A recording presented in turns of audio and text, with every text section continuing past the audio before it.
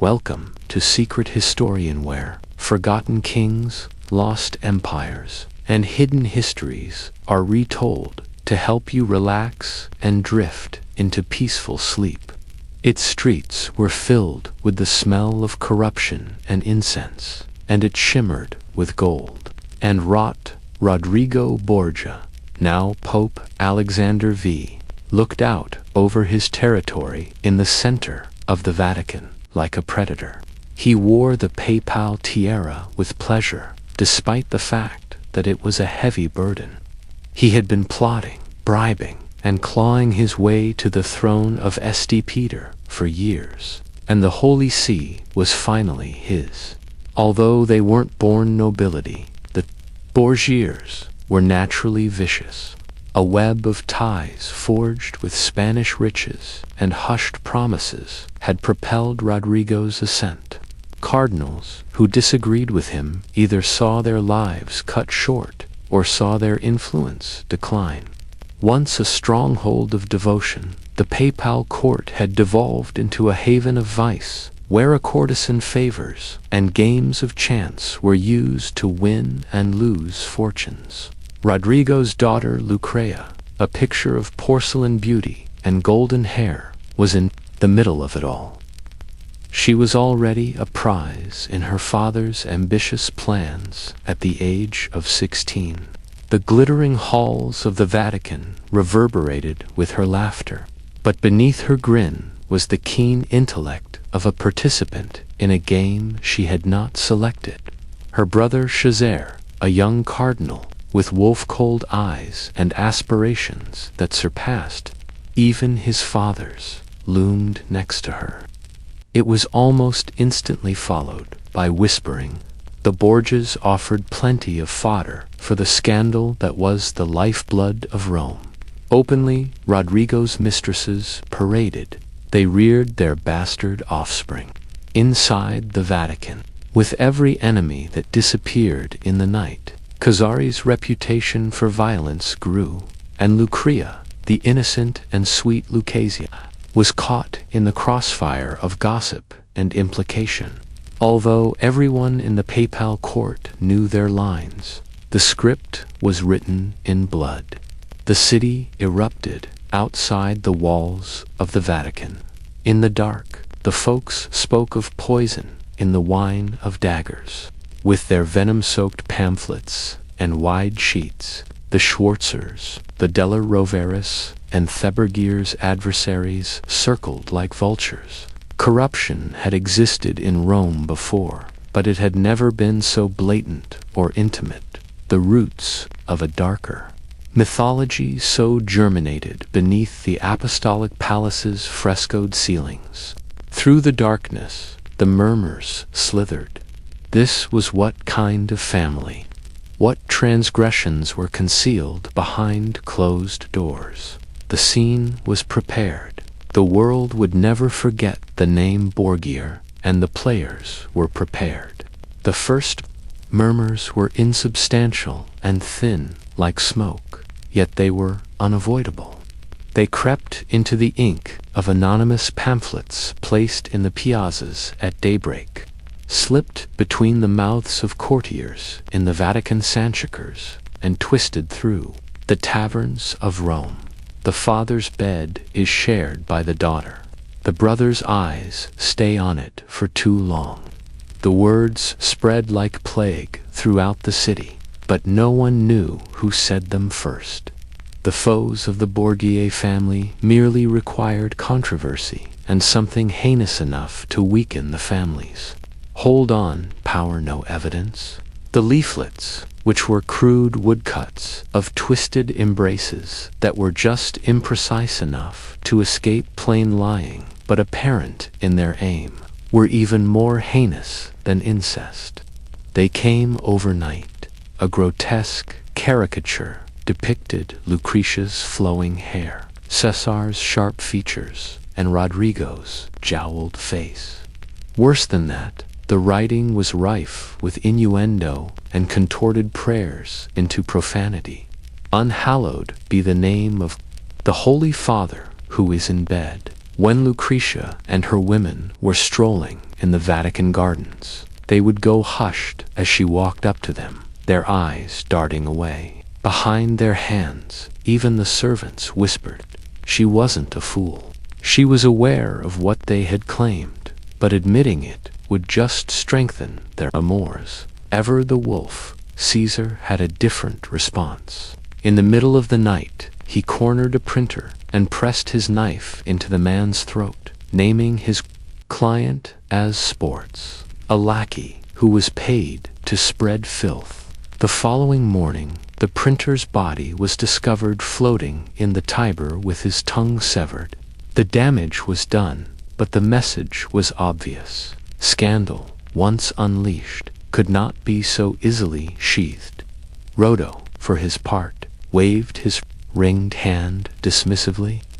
Let the dogs bark, he said to Lucretia in a wine-heavy voice. What they can't have, they envy. However, his casual demeanor only served to stoke conjecture. Why wouldn't a pope, who is God's emissary on earth, take offense at such defamation, unless their amours gained traction? A poet, whose eyes darted to Lucretia as he spoke of flowers picked too soon, presented poetry full of double meaning at a banquet given by Cardinal Orine. A rival faction. Suppressed laughter erupted in the room. Lucretia kept her chin up, her cheeks flaming. Later, however, she broke a vase against the wall in the seclusion of her rooms. She was kneeling among the fragments when Sia discovered her. With a blatant, shattered voice, he assured them that they would pay. However, the amount was insufficient. Their amours had become ingrained, and in the shadowy world of Renaissance Rome, where lies were as valuable as truth, the most perilous tales were the ones that people wished to believe. The unforgivable sin, the transgression of nature, the tainting of bloodlines, and the disintegration of divine order was incest. No charge carried more weight in a society where the Church upheld the sanctity of family and purity, which made it the ideal weapon for the Borgia's adversaries. The vices of its emperors, including bribery, murder, and even the public display of mistresses, had long been accepted in Rome. Incest, however, was their matter. In the dark, it spread like wildfire, but it was a sin so terrible that it could not be proclaimed out loud in civil company.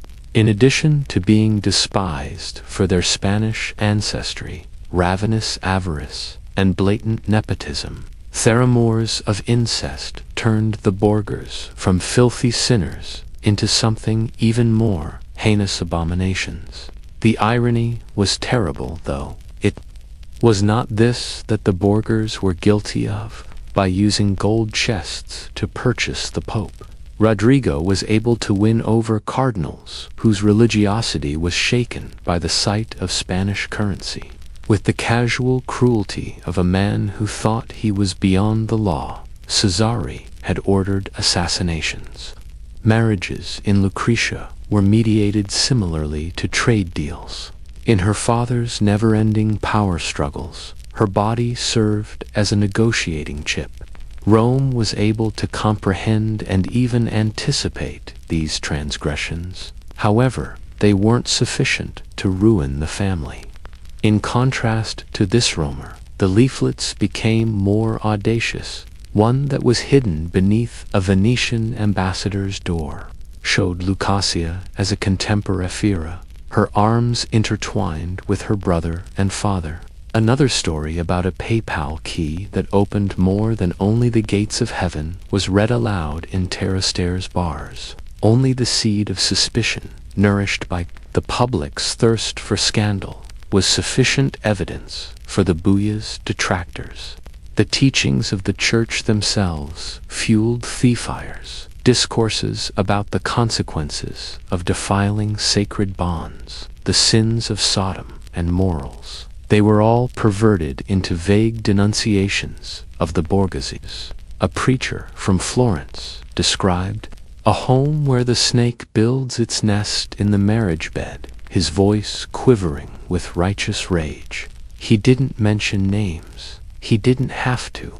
Trapped in the center of the storm, Lucasia became both a victim and a villain. She was seen by some as the seductress and temptress who ensnared her own family members. Others saw her as innocent pawn, tainted by the men who were supposed to keep her safe. The tale was more important than the facts, and the story was too good to pass up. Ever the strategist, Sari recognized the threat. He growled at his father. They portray us as monsters because they cannot defeat us as rivals. All Rodrigo could do was laugh while lounging in his quarters with a goblet of wine. Allow them to speak. Caesar was aware that words had the power to overthrow entire empires. The myth that would outlive the Borgias was more important than their actual transgressions, which included bribery, murder, and blatant ambition, because history ultimately remembers what other people claim men did, not what they actually did. Additionally, Rome was already using poison-stained ink to write the Borgias' epitaph. Never was Lycia Buir just a daughter. Her father, Alexander V, wanted to open the vaults of power, and she was a Kia beautifully made golden key. She had been raised with the sole intention of serving the Buar dynasty from the time she could walk. Was she simply a pawn pushed over the chessboard of Renaissance politics? Or was she a willing participant in her father's schemes? Like so much of her life, the solution was hidden in the Vatican's shadows. Rodrigo Borgia had never allowed emotion to get in the way of his goals. He genuinely loved Lucretia. There wasn't much question about that, but it was a calculated love. She was his most prized possession, a gem that could be exchanged for lands, influence, and relationships. She had already been engaged twice by the time she was 13. Noblemen whose allegiance could be purchased or whose lands could be assimilated into the Borgia web were promised her hand. Giovanni Schwarzer of Pissarro's first marriage was a chilly affair. Alexander's interests in the north were protected by the Union, and the Schwarzers were a strong Milanese family. Lucretia's fate, however, changed along with the political tide. Under dubious circumstances, the marriage was dissolved, with rumors that thinrollment depended on accusations of his impotence, or worse, that Alexander had staged the whole situation to free Lucasia for a more favorable match. Giovanni fled Rome in fear. When the games of marriage broke down, her father whispered to her, "You will be a queen," his fingertips grazing her cheek with false tenderness. Not a queen, not a countess, nor a lord's wife. Raja's voice was firm as she lowered her head. "Holy Father, as you desire." But what did she really feel behind the submissive words? Later, some historians would depict her as a docile ornament whose will was completely subservient to her father. She was a good player, according to others, and her sweetness was a cover for a mind as sharp as a dagger. Maybe the truth was somewhere in the middle. Alexander's ambitious plan also included her second marriage to a prince of Naples named Alfonso of Aragon. With Lucasia as its future queen, the Boers would rule the south just as they governed Rome, and Naples was a gem in the Mediterranean. However, this relationship would also end in bloodshed. Alfonso's body was found shattered in a Roman alley, and his attackers were never identified but were suspected. He would not live to see his throne. The darkest rumors were nourished by these marriages and these sudden, cruel changes in her destiny. Unless their relationship was abnormal, why would a parent publicly parade his daughter through booths and denouements? How might a groom please a bride who has already been claimed by her own family? Lucretia's ladies claimed to have heard her cry at night, but by daybreak she was always calm, her face a calm mask as she went to mass with her father. Was it complicity, resignation, or the steely determination of a woman who knew that she had to outplay everyone else in order to survive in the Borgia court? For his part, Alexander didn't appear to mind the rumors. The Pope's laughter echoed through the hall when a cardinal ventured to mention the matter during a consistory assembly. Would I share such a gem with any man, even my own son, in your opinion? The gesture was deliberate, bold enough to make fun of the charge, but with just enough vagueness to make others uneasy. Ultimately, there was never any doubt about Lucretia's worth to her father. She was the ideal, tool-bootful, clever, pliable when needed, and merciless when needed. Alexander didn't care if she accepted her job or just put up with it. There was no affection in the Borgias' dealings. They traded in power, and Rome was discovering that power was far more dangerous than desire. Like an unshattered sword, Sicardo Burra swept through Rome with speed, silence, and lethality. Sicardo liked steel, whereas his father controlled with gold and cunning. His name was inscribed in blood. The son of the Pope, who led armies with the same ease that he used to recite scripture. The cardinal, who had traded in his robes for armor. But what really got people talking was his friendship with Lucretia. The siblings couldn't be separated. Ever the guardian, Cesare, lingered at Lucretia's side, his presence a quiet warning to anyone who may consider hurting or offending her. He waited at her banquets, escorted her to mass, and threw off her suitors with a violent look. They were too intimate for outsiders to understand. It was just the way of life for the Borgias. Lucretia appeared to like the shade cast by her brother. She saw devotion where others saw menace. She once confided in a lady-in-waiting, "No one understands him as I do," in a proud tone. They portray him as a monster, but he is not. Rome, on the other hand, believed it knew better. Lucretia was still a girl when the rumors first started, years ago. Reportedly, Cesare spent too much time in her rooms, kissed her cheek, and gave her gifts, jewels, silks, and a knife with a pearl handle that were more appropriate for a lover than a brother. As always, the truth was more ambiguous. Yes, Cesare was possessive, but no one could be sure if his affection was fraternal or something more sinister. History is hesitant to make the distinction. There was no denying Caesar's involvement in Lucretia's controversies. Caesar handed over annulment papers after her first marriage to Giovanni Forza ended, and it was said that Caesar threatened to kill Giovanni if he didn't sign. Alfonso of Aragon, her second husband, was discovered stabbed in an alley. The name that surfaced like a corpse in the Tiber was Caesar. The courtiers whispered that he would murder for her, but would she cause him to kill? Lucretia's reputation was plagued by the question. Was Caesarea's removal of Alfonso motivated by envy or political necessity? The timing was damning. Lucretia had adored Alfonso because he was young, attractive, and unlike any of her other suitors. In the ruthless world of the Borgia, their marriage had been a brief moment of happiness marked by uncommon affection before it ended suddenly in bloodshed. Cernza never acknowledged it, but he also never disputed it. He simply smiled and swirled his wine when an inebriated nobleman pressed him during a supper.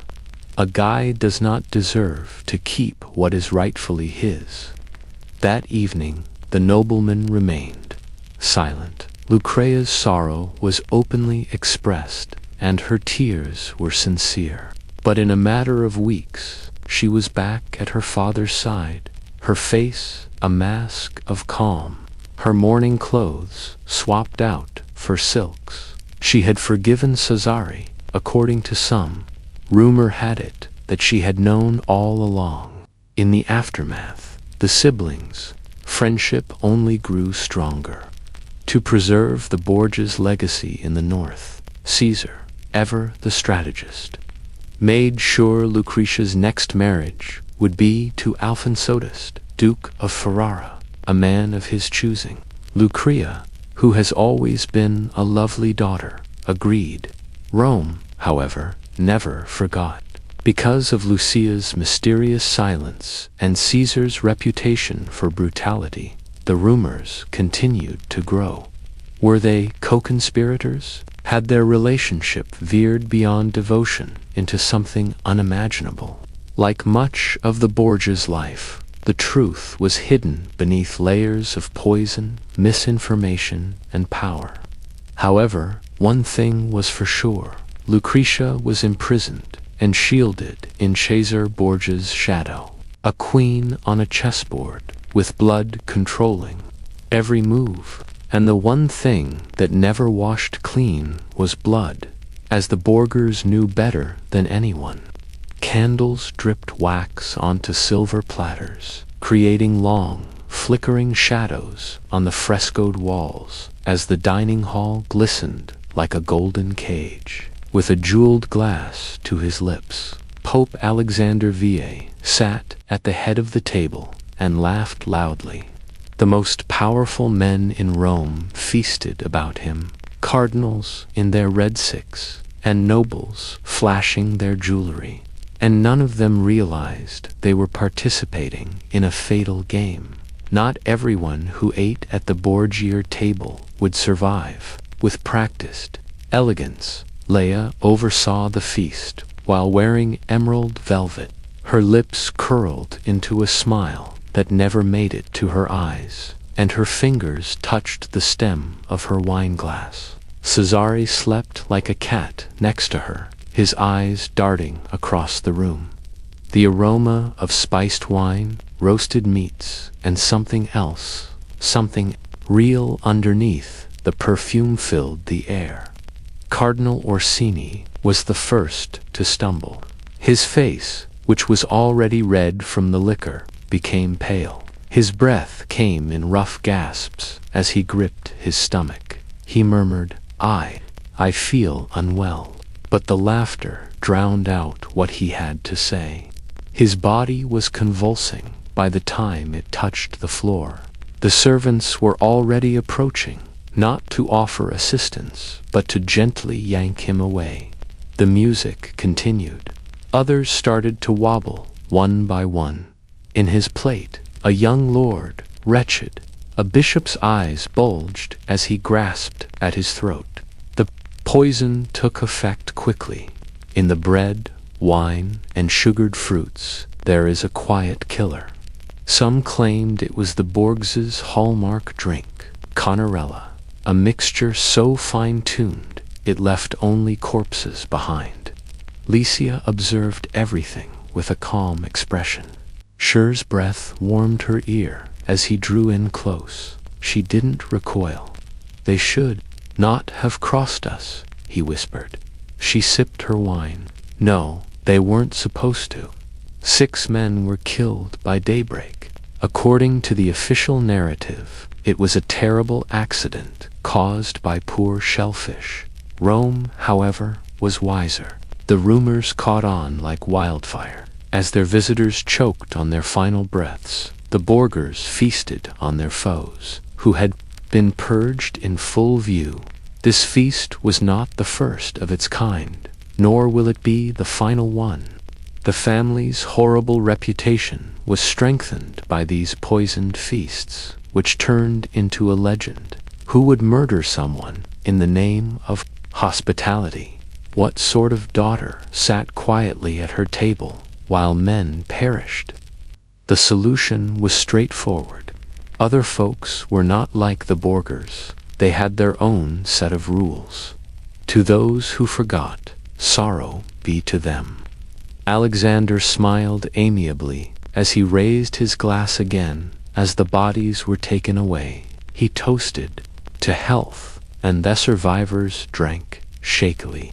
To impress Rome, the wedding had been a show of strength, a spectacle of silk and gold.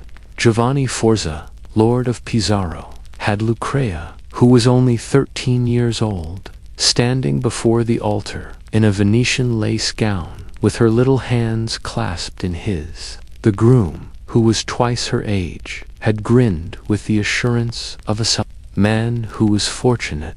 His marriage was a trade he did not yet realize, and it would end in whispers, darker than the Tiber, at midnight, just as swiftly as it had started. Even by bourgeois standards, the feast that followed was extravagant. The tables creaked under the weight of roasted peacocks, and rivers of wine spilt.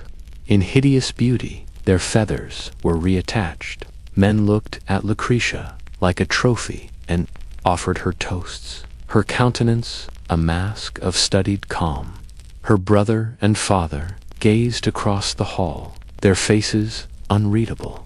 The guests sent out body cheers when the bedding ceremony time arrived.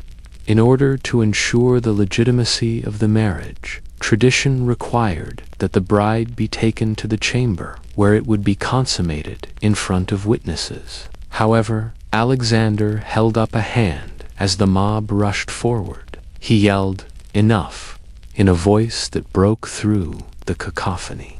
"My daughter remains a child. Allow them to rest in peace." There was silence in the room. The unwillingness to allow Rome to witness the marriage being sealed was a violation of tradition. Giovanni's expression darkened, but he was too scared to object. Her women escorted Lucretia away, her gaze downcast, her steps measured. The truth about what actually happened or didn't happen would be the focus of fervent conjecture behind closed doors.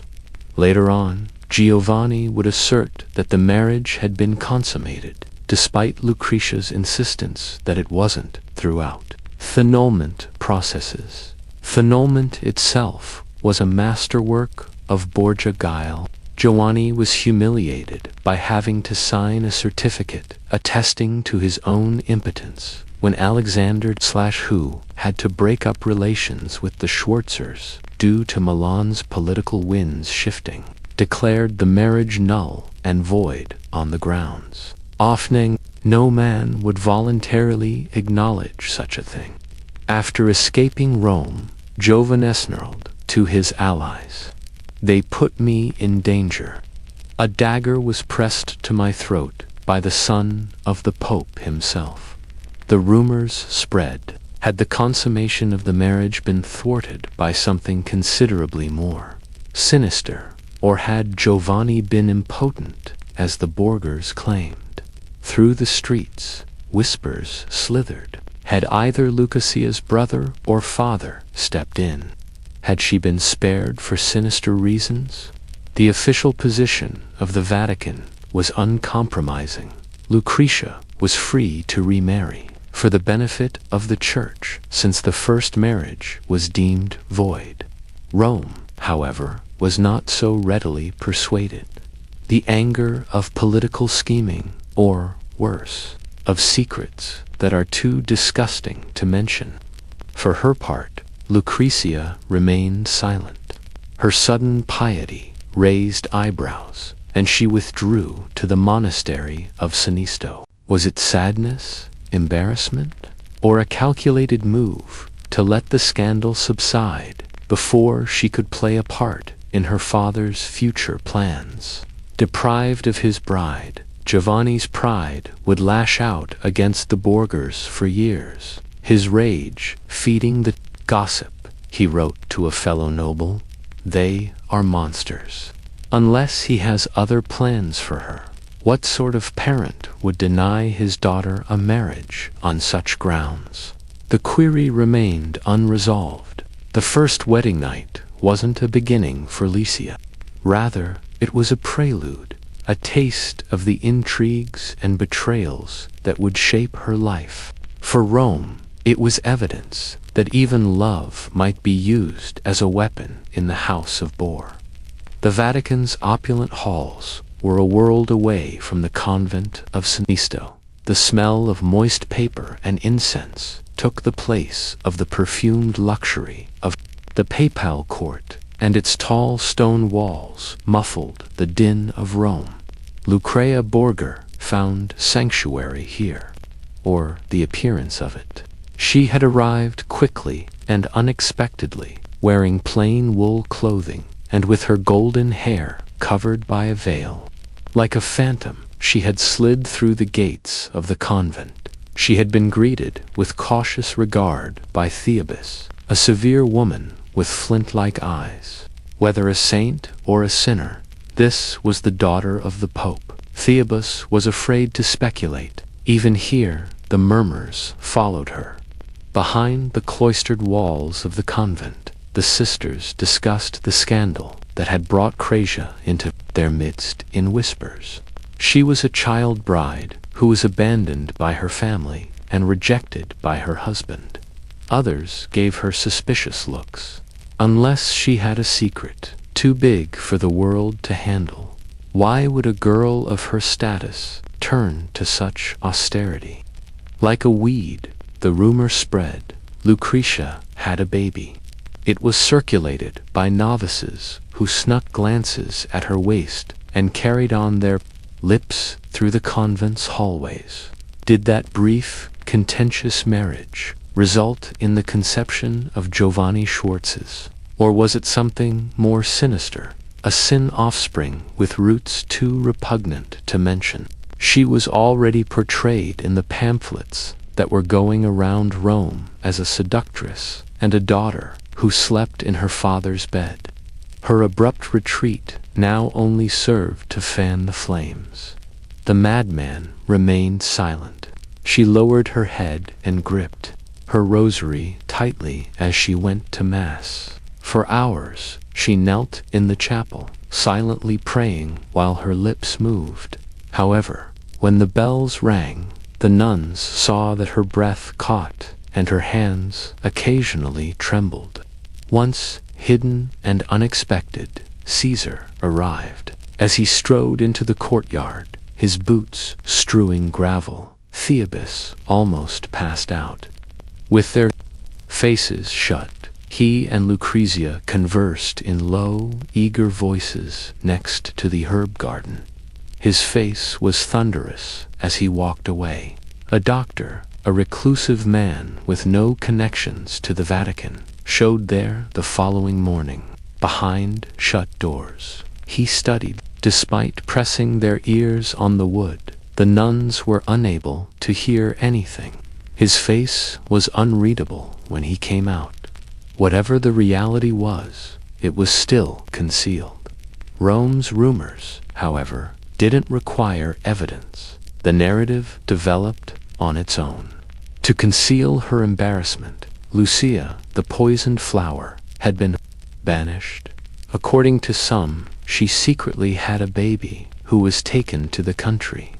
Others asserted that she had cleansed her womb with herbs, her sins cleansed by blood. In response to questions from his cardinals, Alexander V, Sixth, dismissed the rumors with a joke. "My daughter is religious," he said. "She turns to God's grace for comfort. Would you refuse that to her?" Even his allies, however, looked at each other. The whispers were too loud, the timing too convenient. For months, Lucia stayed at St. Her lack of appearance in court created a gap that was rumored. She was thinner and paler when she eventually made it back to the Vatican, but her eyes remained fixed. She had not been broken by the rumors. They had toughened her, if anything. Her adversaries waited for her to make a mistake. Lucrezia, however, had discovered the most important lesson of all. Survival in the Borgia's world had nothing to do with guilt or innocence. I thought to do with control. So, with her head held high and her secrets hidden deep, she stepped back into the light. She would outlive them all. Let Rome whisper the night. Of Alfonso of Aragon's death, the streets of Rome were wet with rain. When they presented the news to Lucrezia, she had cried. The only man she had ever dared to love, her second husband, Alfonso, was a dashing, kind guy who laid broken in an alleyways. Filth, his body punctured Beasazin's blades. Only blood and the sound of rushed footsteps remained after the murderers had disappeared like shadows. The city held its breath. Everyone was aware of Alonso's potential beneficiaries. The partnership amongst Theragones had soured. Cesare Burra, always the serpent in the garden, had never concealed his contempt for his brother-in-law, and Naples was no longer helpful to Alexander V's aspirations. In the dim chapel light, Lucrezia, dressed in black, knelt next to her husband's body. Even in death, his face retained its beauty. The tranquility that had descended upon his features contrasted with the brutality of his demise. She kissed his icy forehead and let her tears fall on his motionless chest. She muttered, "Who did this?" The guards moved uncomfortably. Nobody responded, but Rome already had its verdict. With his boots dragging mud over the church floor, sorrow arrived at dawn. Over Alonso's body, he stood with an unreadable face. Lucrezia kept her head down. Finally, in a quiet voice, he whispered, "You mourn too loudly. Your sorrow will be used as a weapon by the Aragons." Her tight hands shook in her lap. "Have you done it?" The ensuing hush was a sufficient response. Cesare let out a sound that sounded almost like remorse from his nostrils. He posed a danger. "You are aware of this?" Lucrezia gasped for air. Alfonso was a multifaceted person. Despite being a star in her father's games and a prince of Naples, he had never threatened her. In a world that demanded steel, he had provided her poetry, music, and brief moments of tenderness. And now he was gone. Sousa's jaw tensed as he grabbed for her, and she retreated. "The world is not kind to women who love too freely," he stated. Dispassionately, "I spared you the pain of learning that lesson too late." The words twisted in her ribs like a knife. The whispering had started outside the chapel. Their own had been killed by the Borgia. It's not the first time, nor will it be the last. This death, however, was unique. This was not a cardinal who was no longer needed, no competitor who had betrayed the family. Lucrezia's heart was her spouse. What more could Caesar accomplish if he could achieve this? The rumors spread like wildfire. Within hours, pamphlets with Lucrezia as a crying Abel and Cesare as Cain circulated, their ink still wet. With faux pity in their voices, Thebergier's foes seized the opportunity. What sort of brother destroys the love of his sister, unless the love had always been his to claim? Lucrezia's anger was private, but her mourning was public. Refusing to accept any guests, even her father, who sent presents of jewelry and fragrances that she ignored, she withdrew to her chambers.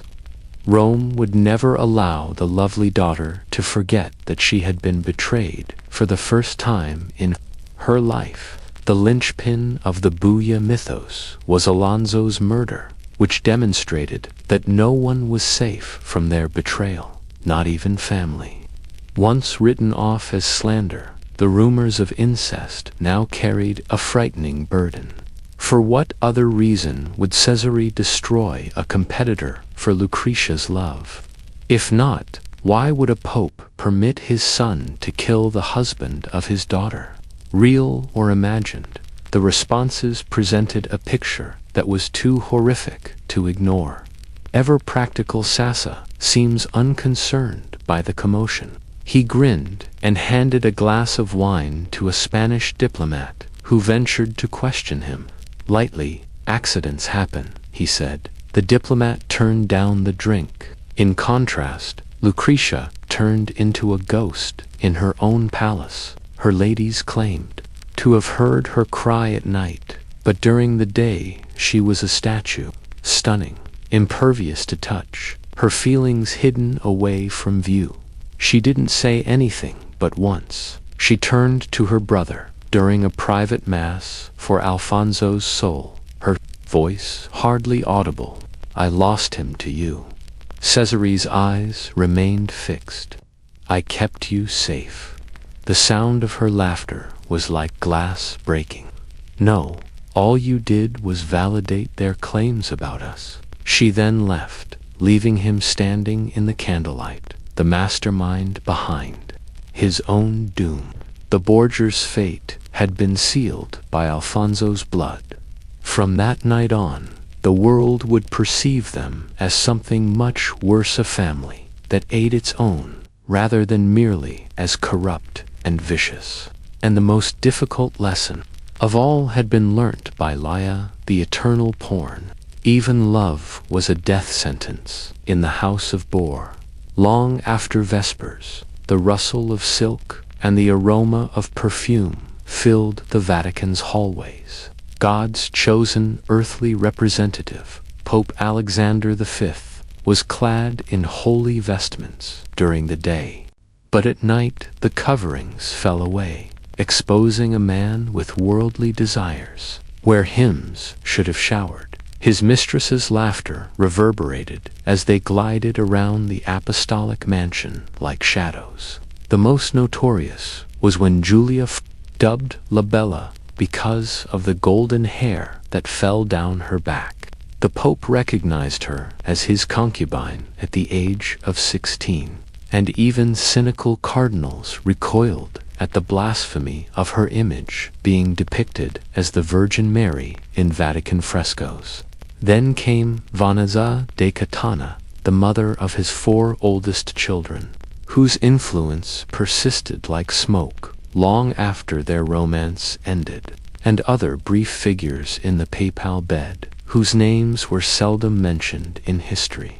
Popes with mistresses had previously been accepted by Rome, but Alexander showed off his vices. His loves dined next to bishops at banquets he held, their diamonds glistening in the candlelight. He seated his bastards above church princes and gave them titles and territories, while his son Caesar, formerly a cardinal, abandoned his robes to become a warrior.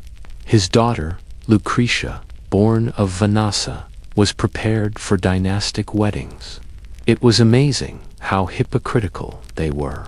Heprachises debauchery in his apartments and preaches chastity from the pulpit. Before the Bura spies could intercept the message, a Venetian diplomat sealed it with wax and sent it home. The enemies of the Pope didn't require any more ammo. What other sacred lines would Alexander transgress if he could so flagrantly violate the vows of celibacy? From the pubs to the conclaves, the murmurs slithered. If a man has multiple mistresses, he may continue to have a daughter. Once ludicrous, the incest rumor now had a growing following. His own courtiers became uncomfortable as well. Seeing Julia Ferrez sitting on the arm of the papal throne made Cardinal Sforza, who was no stranger to vice himself, cross his arms. He whispered, "God sees," to a co-worker. "God forgives," the recountered, "but the people do not." Alexander didn't appear to mind. With a pride that bordered on obsession, he lavished affection on his offspring, whether they were legitimate or not. He gave Lucretia a mansion of her own for her 16th birthday. Tapestries, off-satyrs, and nymphs hanging on its walls. Alexander waved his hand to dissolve his cardinal when Caesar requested command of the papal army. It was an obvious message. God was preceded by blood.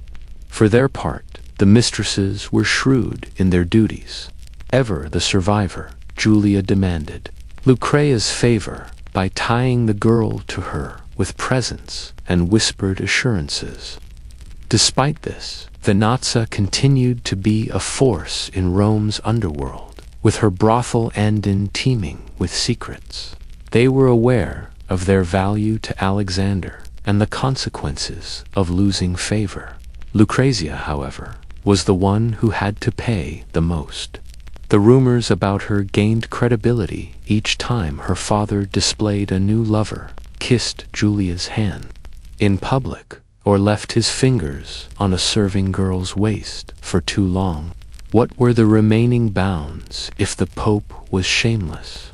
The last uproar occurred when Alexander threw a ball to celebrate the birth of another bastard while acting in a paternalistic manner. The visitors looked away from this one since the woman was so young. A Spanish bishop ventured to the papal throne that evening while dancers whirled and wine poured. He dared to be holy. Is this Sue? Alexander chuckled until his jowls trembled when he put his arm around Julia's waist. Apparently, he lifted his mug. All of us are children of God, aren't we? With a pale face, the bishop backed away. In a few weeks, the tale, enhanced by each retelling, made its way around Europe. By the time it got to Paris, the baby was a monster. The ball was an orgy, and Lucretia was the willing accomplice in her father's transgressions. The crime was not committed by Alexander's mistresses. His boldness and complete disdain for the appearance of piety were the offense. By tearing away the veil, he made every horrible rumor about his family seem plausible in a world where perception was the basis for power. If a guy disobeyed God's commands, why would he stop at the taboo of incest? Once, Julia Ferrez joked to a lover in a tone brimming with honeyed resentment. Who can predict when the Pope will stop playing the devil? Rome, always poised for a scandal, already knew the answer to the question that plagued Lucrezia's steps. The air was heavy with the perspiration of a 10th city and the odor of the Tiber's slow waters during the oppressive summer of 1503. Once invincible, Pope Alexander Vino moved like a tormented man as Rome boiled under the weight of its own depravity. His hands shook, his jowls drooped, and his laughter, which had previously sounded like thunder in the corridors of the Vatican, had become a rasp. Alexander and Cardinal Adriano de Corneto had dinner in a home outside the city walls on the evening of August 18th. As with all Boer parties, the feast was sumptuous, featuring wine from the Pope's personal cellars, figs dripping with honey, and roasted fowl. However, as the evening went on, the visitors became aware of a miss. Typically a glutton for food and chat, the Pope nibbled at his plate with a pale face. "You're sick, Holiness." Cornetto took a chance. A bit, maybe from the heat. Alexander waved a dismissive hand. By midnight, however, he was writhing in pain. He was brought back to the Vatican by servants, his breath coming in ragged gasps and his garments soaked with perspiration. Doctors were called in, whispering under cupped hands their diagnosis. A surfeit of rich food was mentioned by some, while others talked Ofterschen fever. Rome, however, who was always wary, had another idea: poison. The gossip caught on like wildfire. Where their armies had failed, had the Della Roveras finally succeeded?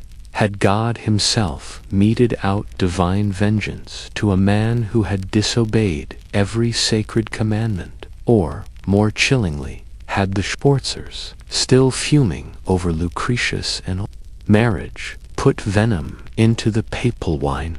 After returning from a campaign in Romania, Caesar saw his father's rooms in disarray. Beneath silk sheets, the once powerful pope lay diminished, his eyes darting in madness and his skin discolored. Lucretia was at his bedside, her lips moving in silent prayer as she gripped a vial of holy water. "Who did this?" with an Cesare demanded. The doctors looked at each other. "Nature, maybe. Or the symptoms are similar to those of Cantarella." Like a curse, the word hung in the air. The Borgia's own weapon, cannella, is a poison that is said to be undetectable. It was a horrible irony. Was Alexander a victim of his own strategies? Cesare's expression grew gloomy. He looked at his sister. Last seen with him was who? Lucretia shook her hands. Cornetto. But Cornetto, of course. Like venom, Cesare spat out the name. Adela loves pornography. However, doubt flitted in his eyes as he spoke. According to some, poison was a weapon used by women. Was this the product of a much closer hand? Or had a husband cuckolded him? Or had a rejected mistress sought revenge? The last hours of Alexander's life were a macabre scene. He railed about flames, licking at his feet, and demons. Sometimes, his voice cracking with something like terror, he shouted for Luke, "Pardon me, daughter." At other times, he swore at shadows that only he could see. The Pope's breath stopped on the third day as the sun sank in a fiery scarlet. There was silence in the Vatican. Then a sound came from the streets below, a roar followed by a mumble. After years of suffering under Boer tyranny, the people of Rome came to the piazzas, raising their voices in a chorus of relief, anguish, and utter incredulity. The Pope had passed away. The terror era had ended. Or so they believed. Cesare stood over his father's body at the apostolic palace, his face unreadable, with tears streaming down her cheeks. Lucretia grasped for his hand. He refused to accept it. "This doesn't change anything," he answered quietly. "Still, we are Borgias." However, the wolves were already circling outside. The Orsinis, the Schwarzer, and the Della Rovers all recognized their opportunity.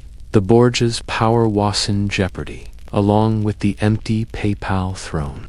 And one question was burning hotter than the August heat as the first stones were thrown at the gates of the Vatican. Was it the hand of a furious god or murder that had killed Alexander? Rome would never reach a consensus on the solution. However, one thing was for sure. There would be bloodshed at the end of the Boer era. Rome turned on the Borgias like a pack of hungry wolves without Alexander's firm hold on the papacy. Once the unbeatable leader of the Church's forces, Cesare, ended up in a bind. The cords of his power had been cut by the death of his father, and the new Pope, Pius III, lasted only a few weeks until the Del River group obtained the throne for their longtime adversary, Julius II. The heyday of the Borgia was over as Ari escaped Rome throughout the night. His armor was exchanged for a merchant's clothing.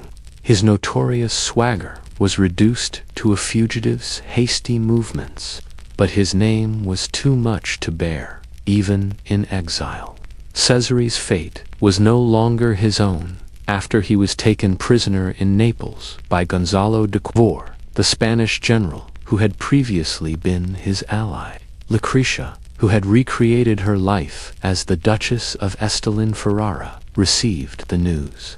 As she read about her brother's incarceration, the letter shuddered in her hands. Initially in Spain, and then in the desolate stronghold of La Mata, his enemies relished his demise, as the man who had once led armies now languished in a cell.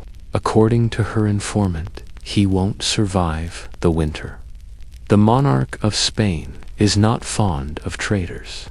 Lucretia remained silent. She had already cried too much for the Borgias. Rather, with her face a mask of tactile composure, she folded the letter and hid it between the folds of her gown. However, she buried her forehead against the chilly windowsill in the seclusion of her quarters, and muttered a name she hadn't used in years: the scum. He met a quick end.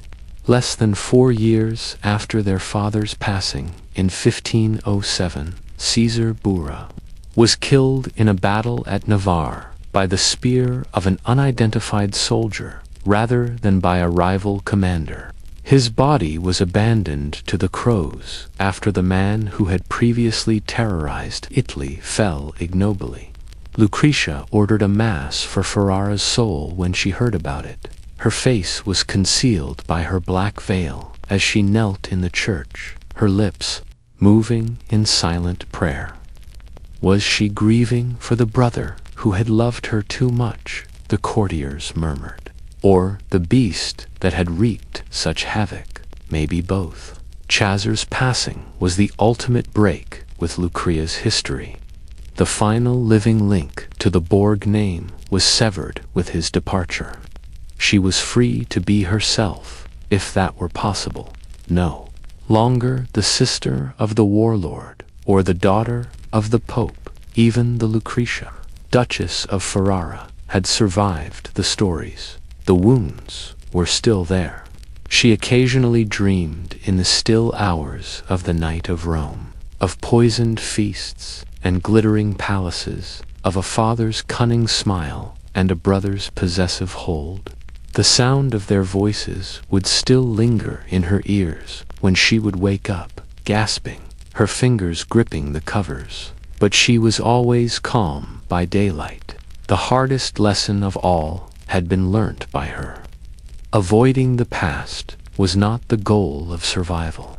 The goal was to bury it so deeply that not even she could hear its murmurs. As a result, she lived as something gayer than a bourgeois, a woman who had made it through them. 150, Ferrara.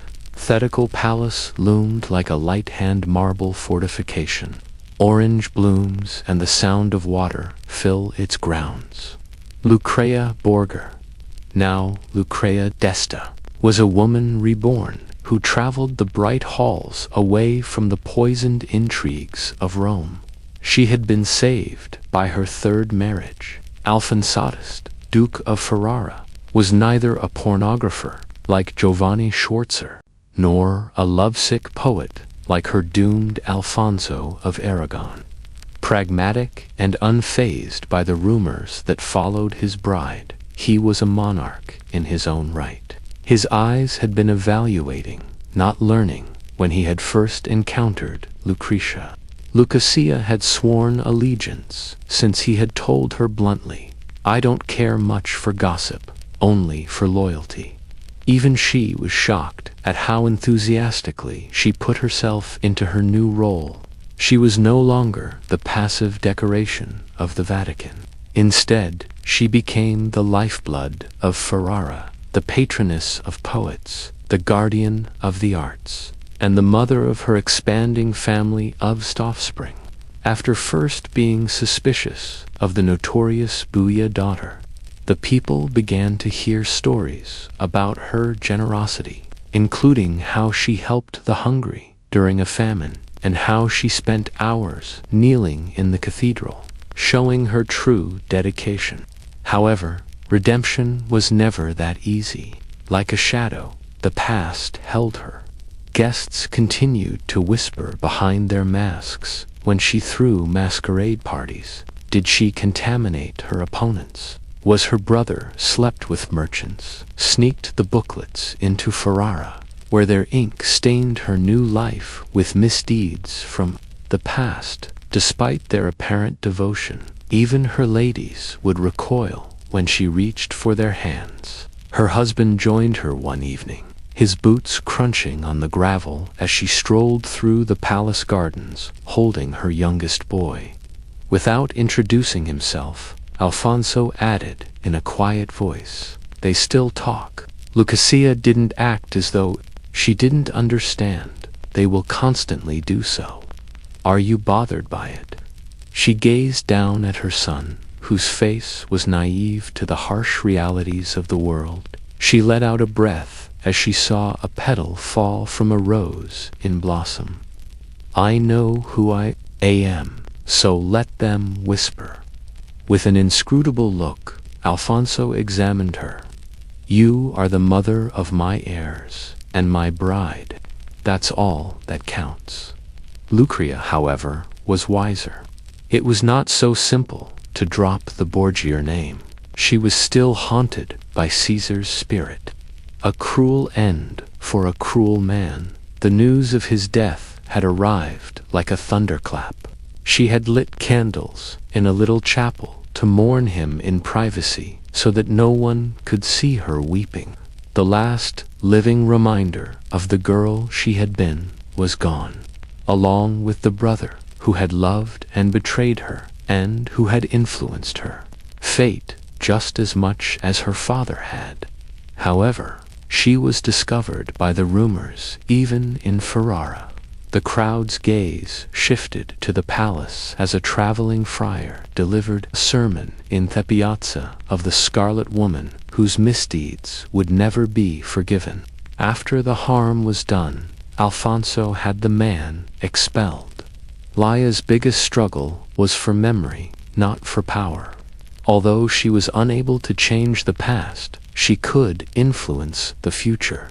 In the images she commissioned, she was depicted as the devout mother and the devout duchess. She has the ability to persuade, and benevolent foundations have her name engraved on them. She ensured that she would go down in history as more than just a bourgeois. Nevertheless, she stood by herself in her quarters with a goblet of wine on the anniversary of her father's passing. The weight in her eyes had not diminished, but the years had softened her features. Her murmur was barely heard as she raised the cup in a quiet toast. May the curses of the Borhouse perish with me. Ferrara's bells chimed outside, their peals brilliant and pure. The world changed. Lucasia would always question whether she had been spared the curse or if she was just its lone keeper. Like her heritage, she had no say in the matter. The myth persists because it is compelling, not because it is genuine. The last breath of Lucrezia was taken in Ferrara centuries ago.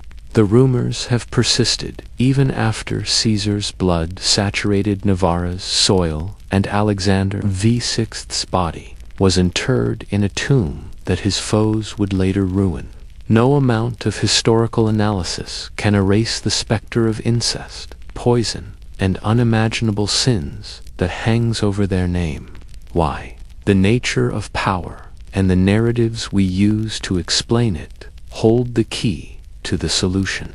The Borgias committed numerous crimes: betrayal, nepotism, bribery, and murder. However, from Florence to Venice, they were the commonplace sins of Renaissance politics, the currency of all the reigning houses. The boldness of the Borgias was what set them apart.